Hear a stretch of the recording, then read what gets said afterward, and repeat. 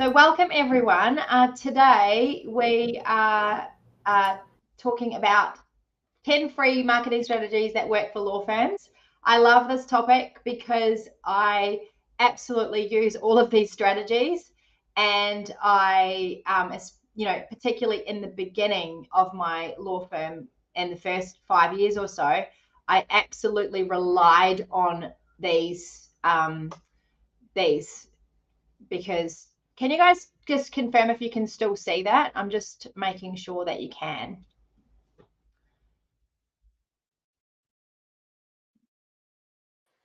Yep. So so can you still see it when I go over like that? Yeah. Okay, good. All right, awesome. I'm just over on a different screen and I can't see you guys. So okay, cool. So free marketing strategies that you can implement right now in your law practice. So let's sort of get started. So the agenda is the reasons that you should be utilizing free marketing tactics, not only if you're just starting out and trying to get whatever, leverage you can and work in the firm, but also if you're more established and you're also using paid ads and things like that, you should definitely still be using some of these marketing strategies. What you need to do before you implement any of these strategies, and then we'll get into the 10 marketing strategies that you can implement straight away. So the reasons that these are great is that they are cost effective, which is really important. It's not only important when you are a smaller firm and you don't have lots of money for marketing, but also when you're a larger firm, because none of us want to be throwing money away on marketing that's not working. And so with it being cost effective, it also is a high return on investment because it just takes time. And if you are smart, you can do it in a really quick amount of time. It doesn't take a lot of your time either. A lot of the strategies today are really about building authority in your business and building online presence, which is so important. And these kind of marketing strategies do have a lot of long-term benefits. So they are things that you can implement now, but you're not necessarily going to see the returns straight away. The returns start snowballing down the track. So just keep that in mind. And it's also really important that you do use these marketing strategies so that you're not putting all your eggs in one basket. Because some of you and lots of law firms that I speak to rely on only one or two different marketing strategies. And the problem with that is that you don't want something to go wrong and dry up. It might be that your website goes offline for some reason, or it might be that your referral source doesn't send you work for a while. You want to make sure that you've spread lots of, marketing tactics all over the place. I'll just get, there you go. So yeah, it's really important. Plus, it also helps with your reputation management. Now, I know lots of you, including myself, have had lots of stressful moments around reputation. The best thing that you can be doing is putting content and things out there for helping with your reputation. No one else is going to do that for you. And all it takes is one negative review and you can feel like the business is collapsing. So if we make sure that we have a lot of great content out there and a lot of these strategies, we can really help with that reputation management. And also all of these things that we're going to put in place today or talk about today, they're all measurable. So it's important that we measure our results. And I cannot stress that enough. You must be measuring your marketing because otherwise you don't know what's working and what's not working. And then you might be wasting your time or money, and we don't want to do that. And so this is another sort of tip before you start any marketing, whether it's free marketing strategies that we're going through today, or whether it's referral marketing, or whether it's your paid ads, you absolutely must make sure that you have your ideal client, their pain points, and your solutions in mind. because otherwise what happens is that you're spending a lot of time getting marketing out there, but the message isn't hitting the ears of the person that you want to be marketing to. So you need to be really clear about that. And so that is around who are you helping, what problem are you helping with, what solution do you have for them, and what's their transformation. And so this goes back to all of this work that we do in the foundational work. So if you haven't done that yet in the launch pad, go over into the launch pad and do this module here, revenue foundations, because this is going to help you absolutely identify your ideal client, who they are, and don't get too up here. We need to get down here with the one person. Who are they? What problems do they have? What's the solution? And what transformation are you providing them? And when we get all of that messaging right, it becomes really easy to do all of this marketing in terms of absolutely hitting the nail on the head when it comes to your messaging. So let's get into the different types of marketing that we can be doing for free and that we can implement. So the first one is content marketing. Now, content marketing can be confusing, but just to keep it really, really simple, all it is a strategic approach focused on creating valuable and relevant content, and consistently as well. And it's content that's going to attract and engage your target audience. And I just think that content to attract and engage your target audience, that is the most important thing to keep in mind when we are creating content. Because as lawyers, and I see lawyers do it all the time, we create this very high level content which does not attract or engage our audience. So it's really important that you're keeping that in mind. So the types of content that you might be doing is articles that can be multi-purposed, guides and checklists, case studies, ebooks, and infographics. So let's talk about some of these. So articles, when we are creating content and creating articles, make sure that you understand your audience, which we've already talked about, that you're using simple language. So avoid talking about high-end legal jargon or complex terminology that your client is not going to understand, and instead focus on their pain points. Because when a client is looking for a service, they don't care about the hows. They care about that you can solve their problem. They will come to you because they feel confident that you understand their pain points more than they understand their pain points. Because as soon as you're starting, and think about yourself as a client, when you feel understood, that is when you engage with someone. And so I think one of the mistakes that lawyers make is that we don't help our clients to feel understood because we're talking about cases and legislation and all of that sort of stuff, whereas they just want to know that you can solve their problem. So making sure that we're addressing their common questions, that we are engaging in their problems so that they feel understood. We can share success stories.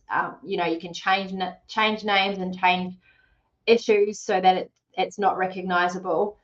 That's being all cut off. I'll just open that up for you. And yeah, address like frequently asked questions and things like that, and make sure that when you create any article for either your website pages or for your blog posts, which is also just another format of website pages, that, or for LinkedIn, that it includes a clear call to action. So there's no point in just writing an article but then not giving an offer of what you can actually help your client with.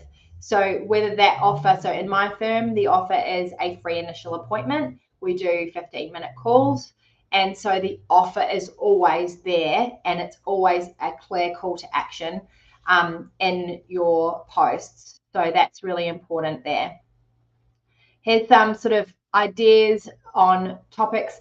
I much prefer to not be talking about industry news. I've put it in here, but that would be the least popular one, because we really want to be talking about what your client problems are, that you can provide a solution, and that you can provide a transformation. So really thinking about, how does the client get from they're in the land of unhappy or uncomfortable, and how do they get to the land of happy and comfortable? And so that's really important when it comes to creating content. And so when we print or publish articles, we can publish them on our website as pages, and that's important that you create as many pages as you can for different services. So really think about all of the problems your clients might have, and do a page for every single problem that they might have. Blog articles, you can post them on LinkedIn. Guest blogging, so guest blogging is on someone else's website, which is very valuable for your SEO. Press releases, podcasts, social media, webinars, online communities, and emails. These are all places. Now, how often should you be doing this? At least every single week.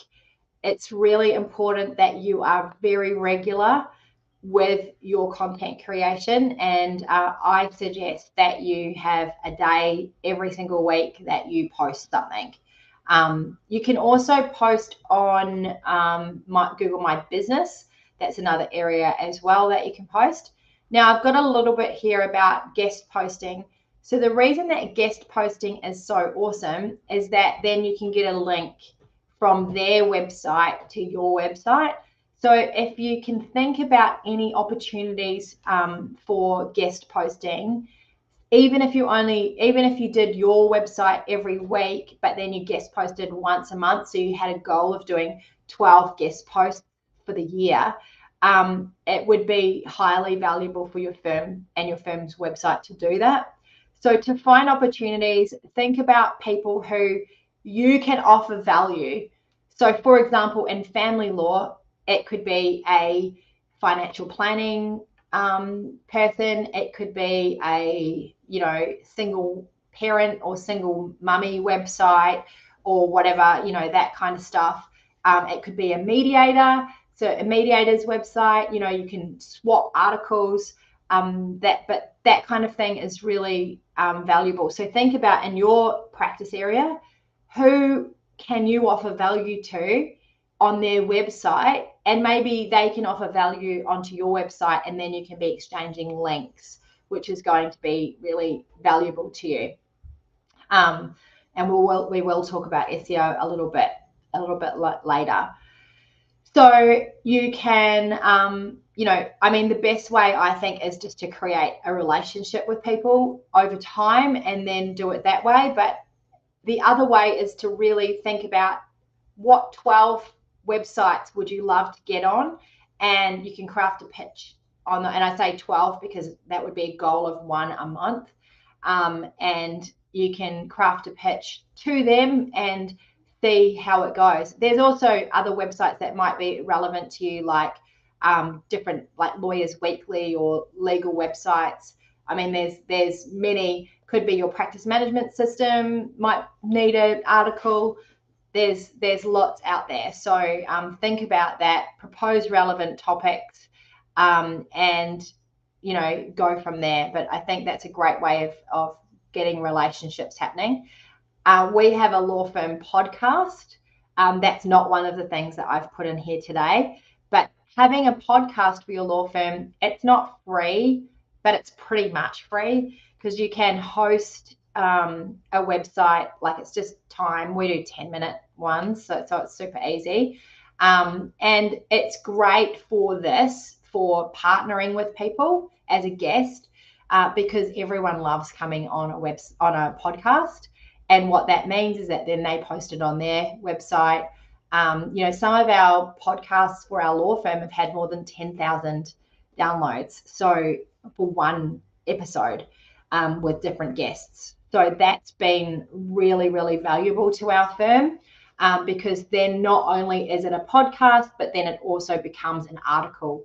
So we do show notes, it gets posted on other people's websites, or they market it, because if they come on as a host, as a guest, they then put it out on their socials and things like that. So podcasts do seem to be a really great way of making connections and those relationships.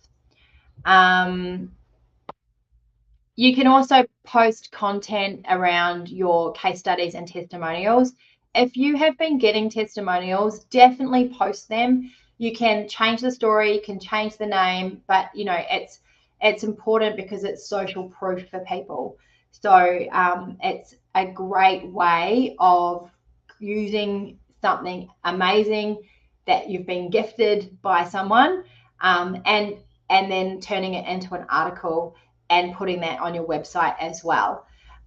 So definitely do that. Now, number 2 is social media.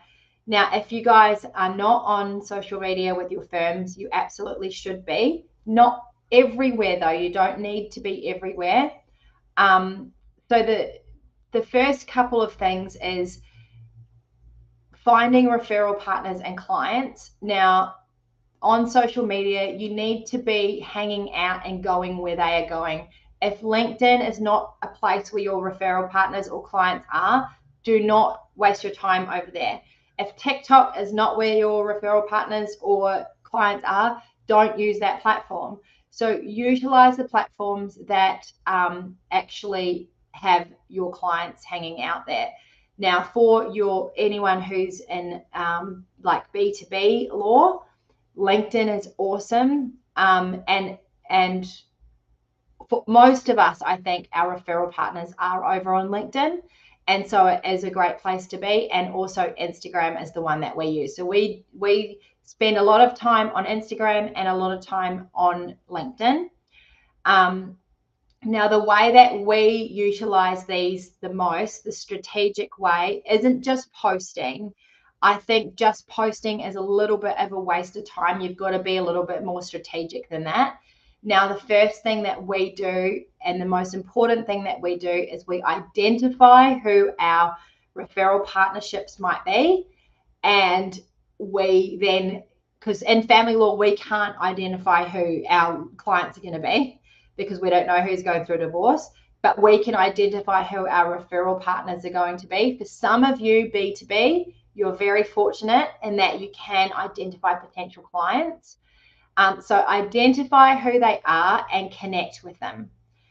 This does not happen by itself. You do have to spend time in LinkedIn and in Instagram identifying, writing lists of who these people are that could send you referrals, and or could become clients, and then connect.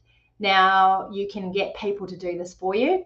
You can get people on Fiverr, or you could hire someone to actually do this for you and spend time inside LinkedIn or Instagram and help you. You would identify the people, and maybe not the specific people, but the career type, or the business type. So first thing is to connect with them. The second thing is to then engage with them. Now, of course, regular posting and all of that kind of thing is great, and it's part of it. But then we actually do need to engage if we want to start creating relationships that could actually bring work in. And so on LinkedIn, it's particularly important because when you engage and you write on people's posts, their contacts get to see you as well. And then that can also help you to identify and find more contacts. And the great thing about LinkedIn is that it's a two-way connection. On Instagram, it's a one-way connection. But on LinkedIn, if you invite someone to connect, then you are in the same connection group. Whereas if you follow someone on Instagram, they don't necessarily follow you back. So we spend a lot of time in LinkedIn, and it works very well for us. And the first thing is identifying, then we connect. And I do that on my personal account and on the business account as well. And it's definitely worthwhile. So posting regularly, using regular relevant hashtags. Don't like hashtag, I don't know, CEO or hashtag business. No, it's the too bigger range. You need to get a little bit smaller, or don't hashtag your law firm's name, for example, because no one's searching that hashtag. So keep the hashtags really relevant to like what you are posting about, and and then just encourage interaction. So start chatting to people, and there's nothing wrong with just leaving a compliment, like, great post, that was really interesting. Obviously be genuine, but I think that we often are scrolling and looking and we're having thoughts like, oh, that's really interesting, but we don't actually engage. And so engagement is where you'll start building the relationships.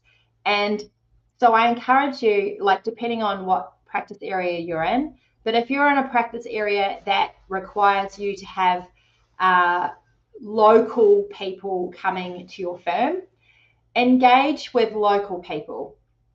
The other person to engage with on there is potential employees.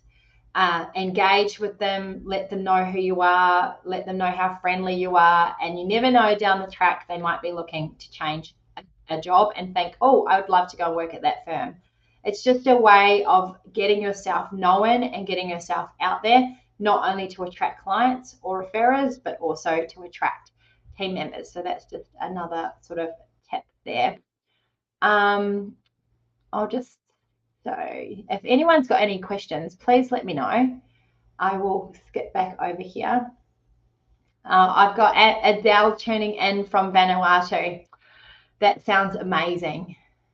And hello to everyone else who has joined. I see there's a whole bunch of you now. I'll just get you to put your, okay, so the other place to engage in social media is in Facebook groups. Now, Facebook groups can be highly valuable and relevant.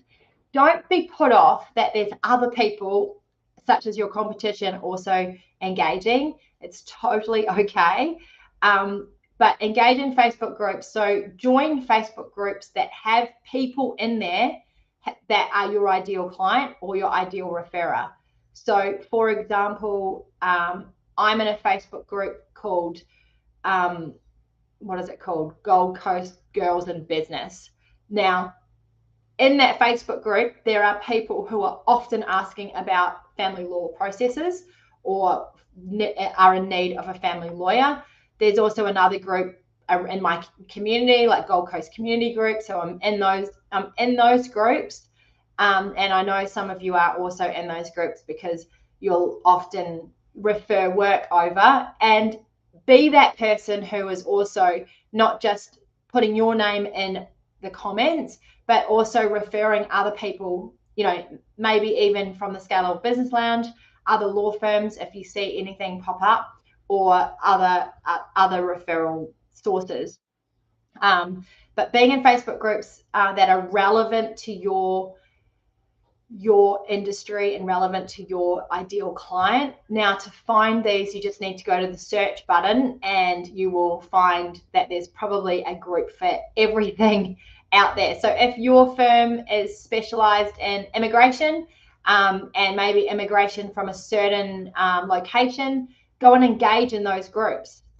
You might even want to, for example, if you are an immigration lawyer who specializes in, I'm trying to think of who I've got in here and where you specialize in, but say some people from Spain, then join Facebook groups that are in Spain, for example. Or if you are a conveyancing, go and join Facebook groups full of real estate agents, join Facebook groups full of people that are interested in property, the barefoot investor, you know, all of that kind of stuff. they can be super, super handy. Facebook groups is literally the only reason I log on to Facebook these days, is for business, and I don't use it for personal really anymore at all. I'm just in there to see what's going on in Facebook groups. Don't waste time in groups that don't have your ideal client. That there's just no point really. And also don't be too salesy. So avoid that self-promotion and really just share insights and engage with posts and answer questions if there's anyone who specifically. So the other day, for example, I saw someone who had a complaint about a law firm.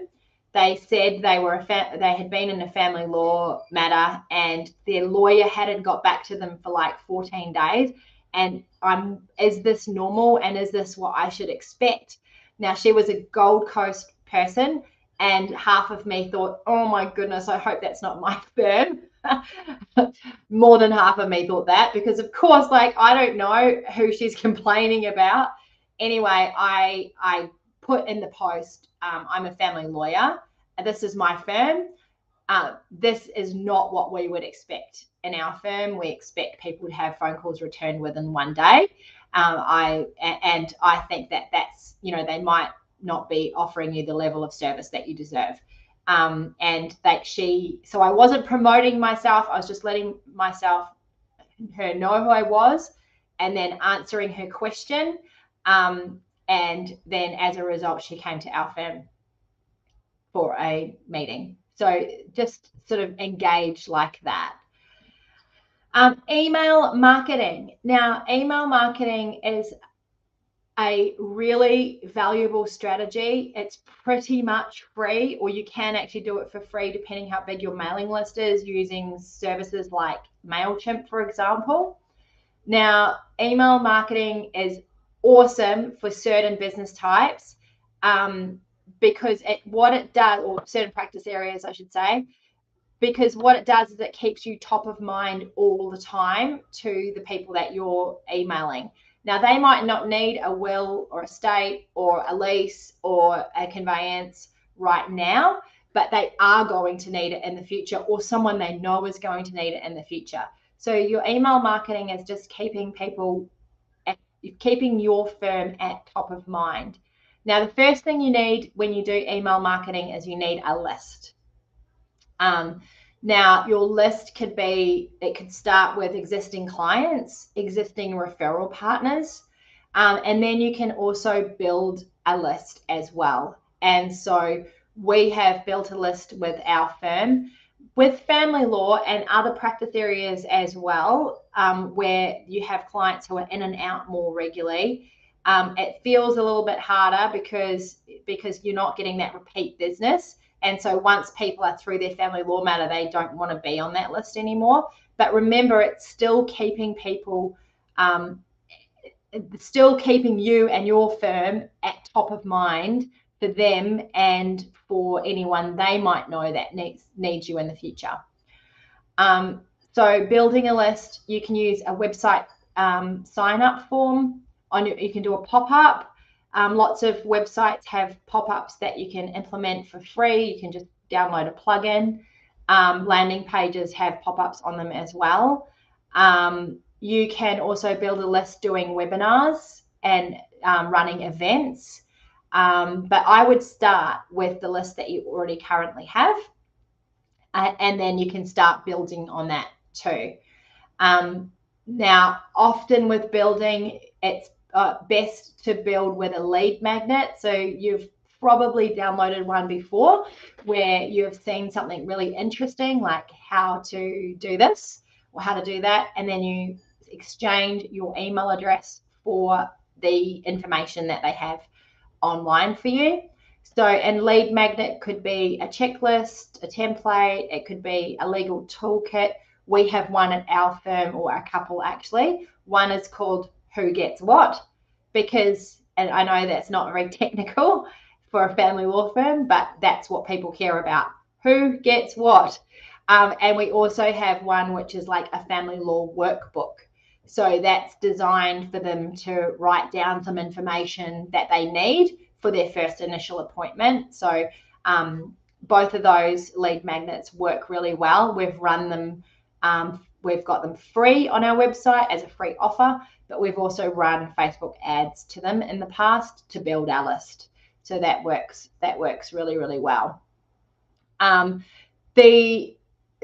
you can create newsletters every single week, or you can also create what's called a nurture sequence. So what a nurture sequence does is it means that your newsletter's on automatic or automate. So it's, say, 52 newsletters that when the person joins, they will get letter 1, and so on each week. And so what that means is that you've done all of the work, or someone in your team has done all of the work, and then it's just automatically sent out every single week. Then if you wanted to do an update, a legal update or a case study update, you can either slip it into the sequence or you can send off a one-off email. So a nurture sequence, I think, is definitely the way to go. And of course, in that nurture sequence, you want to be making an offer regularly as well. So that offer could be, if you want to be basic, you can just have the offer, free initial appointment, or book a strategy call, or whatever it is that you call it.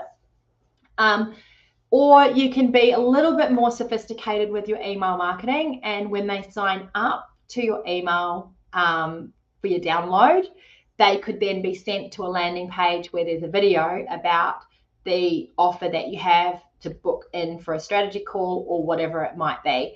And remember that the people that are signing up to your email list are your ideal client, because your lead magnet is designed for them. And so everyone that's signing up is going to be an ideal client for you. And so that's really, really valuable. And you can see how that could really bring in a lot of work to your firm. What we do, so here's some ideas for content ideas for your newsletter. We use our content that we post each week. We use our podcast as well and send that out to everybody. But the main thing is that it's value for your ideal client. What value can you give them? What value and how can you share that you can solve their problems and provide a solution that transforms their life or their pain point that they have? So again, it all comes back to that idea of making sure you're providing value to them. Upcoming events, industry insights, frequently asked questions. You might have content that is videos, for example. You could link it to a video such as a YouTube or whatever it might be that you create. And how often should you do your email campaign? You should do it every single week as well. This again works when it's consistent, and this here can work hand in hand with the other content that you're creating. So it doesn't have to be like a whole extra job. It can be just in cadence with the other content that you can create every week. That also becomes a social media post, and so on and so on. So the frequency, it's got to be consistent every single week. A regular schedule is great. It can be scheduled in advance, and it can also be scheduled, like I said before, as the nurture sequence. Optimal timing. There's definitely times of the day where your audience is most likely to open and engage. The awesome thing about email marketing is that the tools that you use, such as MailChimp or ActiveCampaign or whatever it might be, the tools that you use will actually share with you how many people opened. You can also do things like send out the email again to people who haven't opened, changing the headline. So you can work smarter and not harder when it comes to email marketing. Now, with this email marketing inside Kajabi, if you go right down to the bottom under bonuses, there's an entire course on how to set up your email marketing. I've put that in there for you guys. So yeah, just go down to the bottom of the program and you'll see bonuses, and you'll see that there's an entire course there for you. And it shares with you the tools you need. They might be a bit outdated. I'm not actually sure. I should go and have a look at that. But they share with you the tools that you need. They share with you how to get it all set up. It shares with you how to create a lead magnet, and how to really start building your list. So if you are interested in starting email marketing, that is in there for you. Okay, number 4, search engine optimization. Now, for so many of us, this seems complicated and it seems expensive, and it is, but you can do things yourself for free. So, so with search engine optimization, you will be charged anything from $1,500. I've been charged as much as $4,000 a month. But there are lots of things that you can do on your website for free that can help with your search engine optimization. And a lot of it comes back. So there's 2 things we're going to talk about: on page and off page. So on page is everything that you see on the page on your website, and it's really important that you're using the right keywords. Now, again, if you want your keywords for your law firm, at Scalable Law, we have a tool called SEMrush, and in your bonus section down the bottom, there's a type form that you can fill out, and we'll do your keywords for you. We'll send them back to you. And with that keyword research, what you then need to do with these keywords is utilize them inside your articles. Now, if you Google someone, like Google Sydney or a big city, Vancouver, or whatever it might be, Google a competitor of yours in one of these big cities and see who comes up on the top page in the front organically. Now, if they're coming up on the front page in a big city like that, they have definitely used SEO companies to help them get there. It's very interesting when you click on their article that will come to the top, that you will see that they have utilized keywords all the way through it, like Sydney family lawyer, best family lawyer Sydney, nearly to the point that the article doesn't make sense because it's so focused just on this keyword. It's 100% not focused on being the most amazing readable article in the world that will win you a prize at some legal conference. It's not going to. So have a look at that and use that sort of thing as a guide. When it comes to your SEO, you need to be using keywords. So, and don't mince keywords on the one page. So for example, if you have 2 offices like we do, Brisbane and the Gold Coast, do not have keywords Brisbane and Gold Coast sprinkled throughout the thing, or mincing practice areas, or mincing different. So you might offer leasing and you might offer another business area like commercial purchases. Don't mince that.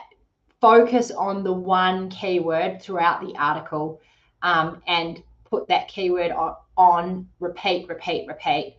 Now, there's something called long tail keywords. These are more like phrases, 2 or 3 or more words.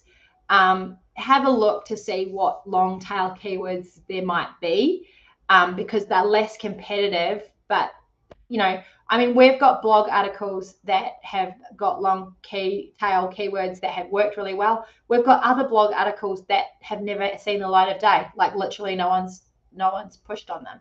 So, you know, it is good to mix it up with some of those more basic keywords like family lawyer Sydney or conveyancing Melbourne, or whatever it might be. But then also using long tail keywords like I need a binding financial agreement as an example. Yeah, so that's keywords. And then so optimizing your blog posts, which is AKA your articles, the articles that you write. So using taglines. So this is all inside your WordPress website or any website you have. Meta descriptions, headlines, and making sure that you've got quality content there, but using the keywords is really important. So keyword placement, so making sure that it's throughout their content, but make sure that it's in the first 100 words. And then there's just a couple of other optimizing ideas there. So using internal links, so that's linking from, you might have an article about your wills in Brisbane, and then in that article you might refer to something else, and that you could link to that, to your website, back into another page. So you know, and don't forget to add your call to action in there, and make sure you link that to your calendar and all of that kind of thing as well.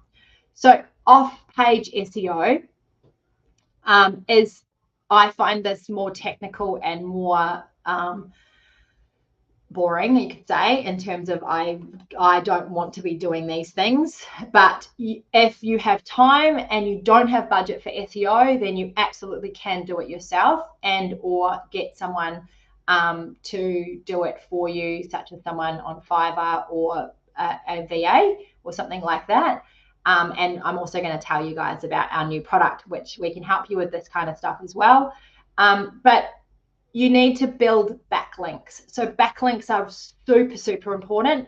When we do research on SEMrush about people's websites, backlink building is super important. They need to be quality backlinks.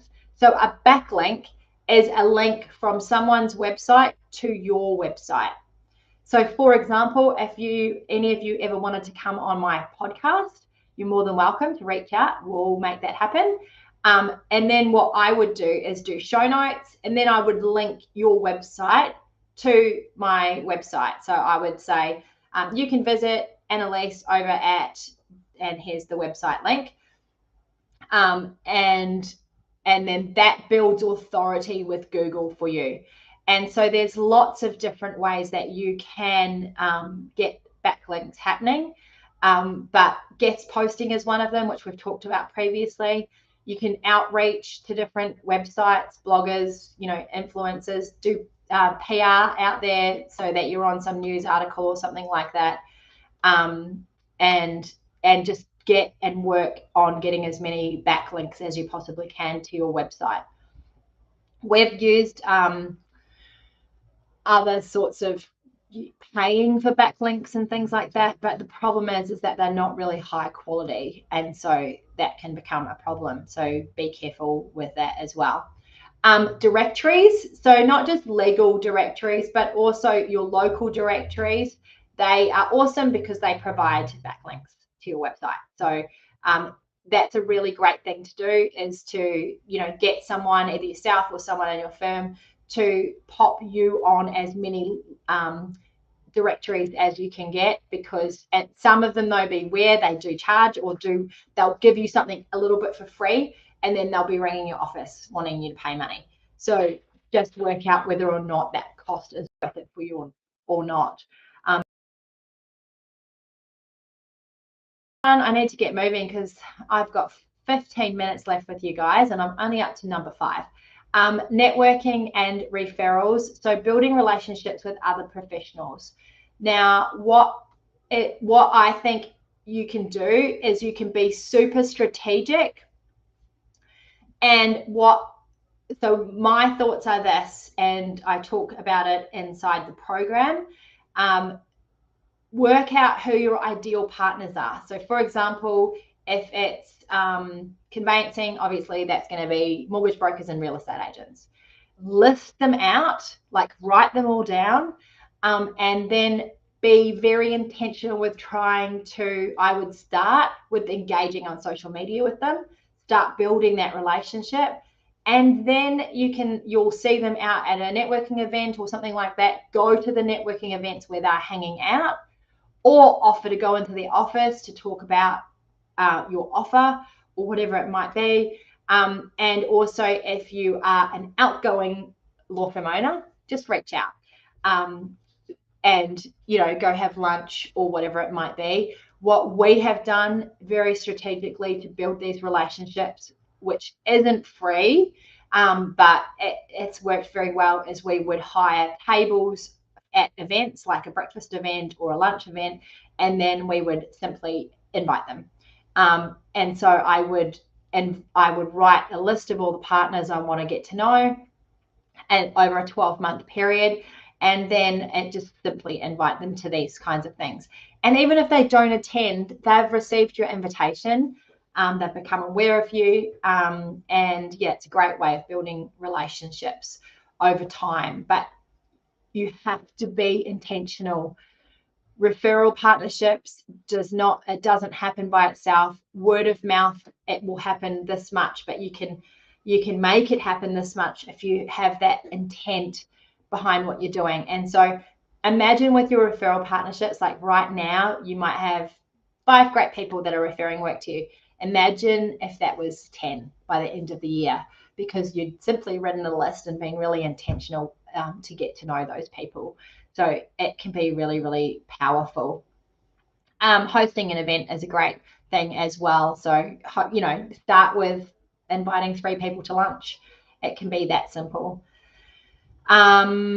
I will whip through these. So webinars is really, public speaking is great. And I know some of you here do that. But webinars is really simple and really, really easy to do. Once you have your slides all done, the first one can take a little bit of time, but think about a topic. Again, choose a topic that's relevant to the problems that you solve, and target that audience. So with a webinar, make sure your slides are ready and then start promoting it, say 3 weeks out. You can promote it to social media, you can promote it on your website, you can promote it like to people you know, and also on your mailing list, and get people signed up. And even if you only have 10 people to start with, it's 10 people that are showing up because they're interested in how you can solve their problems. The other thing that's awesome about webinars is that you can then save them as evergreen, either on YouTube or on an evergreen product. And then you can put them on your website. You can use them as a lead magnet, or, and it just helps build authority.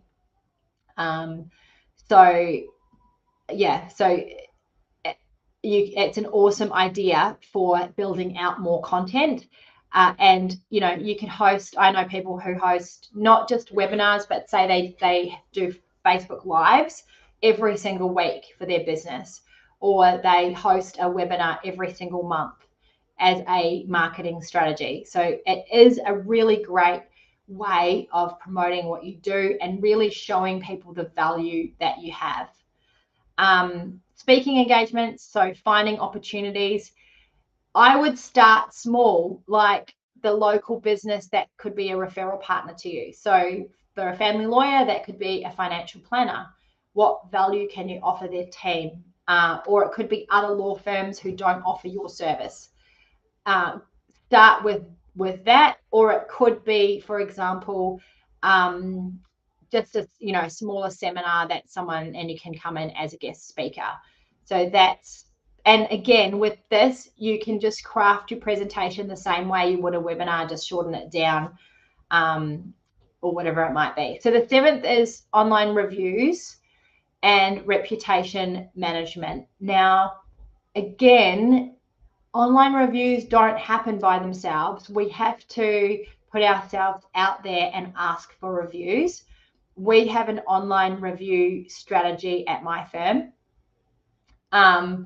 And what we do is we send a text message and an email directly after the initial consult. That works for family law. If you're estate planning, you can do it afterwards because they're always going to be happy with what you've done for them. And family law or litigation or other practice areas, early is better. So that's the strategy that we have used, and it works very, very well. So making sure that, like we had someone come into our office recently. They physically walked into our office. He obviously was not of right mind. He demanded a free initial appointment on the spot. that is not our process, and we would not want to see a client like that. So we refused, and then he left our office and left a scathing review.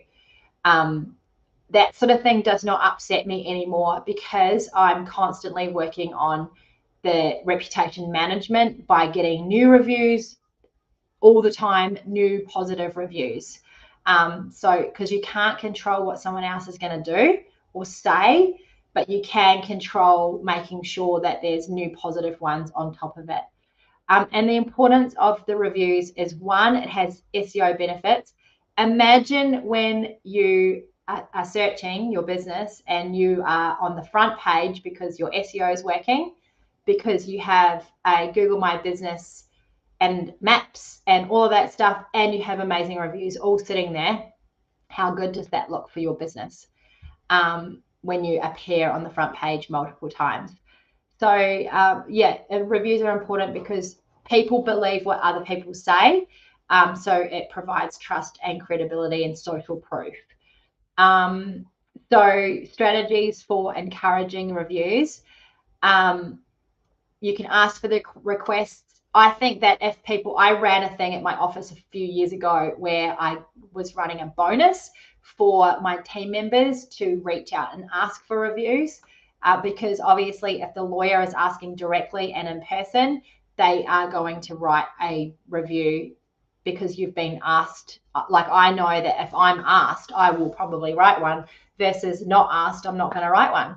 So ask at the right time in your process, like I said before, whether that's at the end for you because you have a nice area of law where you give, you know, a great result like a will or estate plan or a immigration, you know, if you've got someone their visa or whatever it might be, versus in litigation, you know, sometimes it doesn't go the way that they hoped. So it's going to be better up front. I've got here incentivize reviews. Now, we have done this in the past and it backfired on me, because then someone wrote that she was on our review thing, she wrote that she was incentivized, so that wasn't great. So I'm not sure if, like, it does work because people love an incentive, but then I wasn't very happy with what happened in the end with that, so we didn't do it again. But up to you. That's just something that happened for us.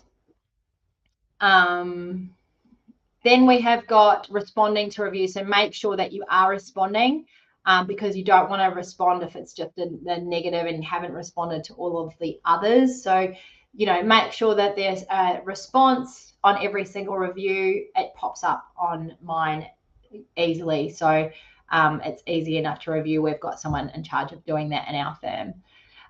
Guides and resources. So this is about creating a lead magnet. Now, you can use a lead magnet, as we discussed before, in your email marketing. You can also use it on ads, and you can also use it just as a pop-up on your website or just in your social media, you know, Dropbox, and it can be used as a free offer.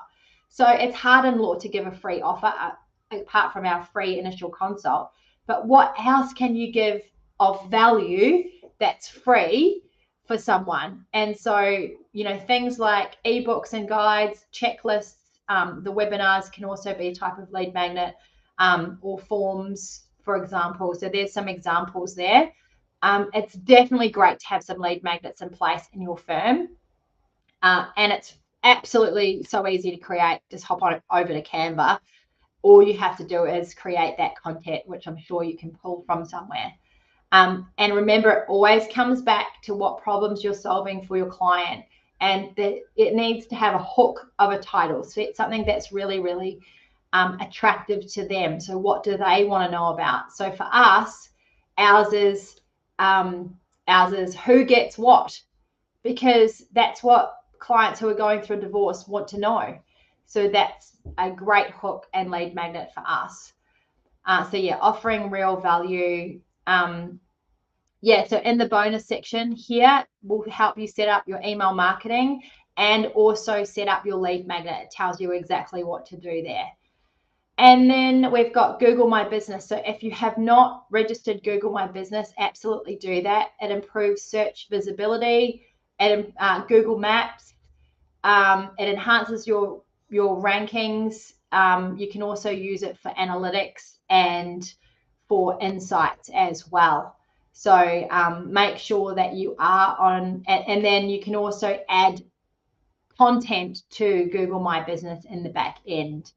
The Google Analytics is really great because you can see who's coming to your website, and you can see some key metrics, bounce rate, average duration session, and things like that. I'm just going to skip through that, but you can go and have a look over there, because the last one is really important, and that is to review your website. Unfortunately, I hop on lots of law firms' websites, and there's so many things that can be made better. So keep it simple is the first thing. I know we all want it to look pretty, but the most important thing is that your website has a purpose, and the purpose is to attract clients. And so if you don't have some basic things going on your website, you're not going to attract any clients from your website. And it's an amazing, important piece of real estate. So here's a couple of tips. The first one is load speed. If your load speed is more than 3 seconds, you are going to struggle. Let me see if I can copy and paste that for you guys and pop it into there. You can go and check your website's load speed.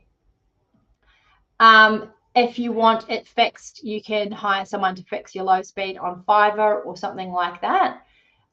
Make sure that you've got lots of call to action. So give people the link on what to do next. So on our website, what to do next is book a free initial appointment everywhere. I think we've got it 3 times above the fold.